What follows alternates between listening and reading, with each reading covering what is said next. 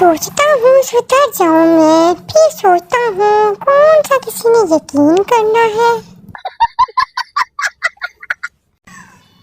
मोहल्ले में चावलों की देग पक रही थी। मैं भी सफ में बैठ गया। उन लोगों ने देग को रिक्शे में रखा और दरबार ले गए।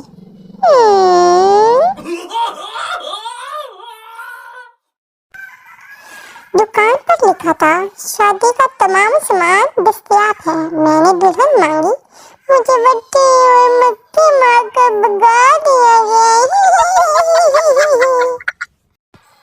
फेसबुक पर सबका दिल टूटा हुआ है। मैं यहाँ दुकान न बना लूँ। शहरी में घर वाले इस तरह जगाते हैं जैसे कबीले पर मंगलों ने हमला कर दिया हो। अमेरिका के 17 साल लड़के ने 3 सियारे दरियाफ्त किए और हमारे यहाँ 17 साल नौजवान नियत वाली खुशबू लगाकर गर्ल्स कॉलेज के बाहर खड़े हो जाते हैं।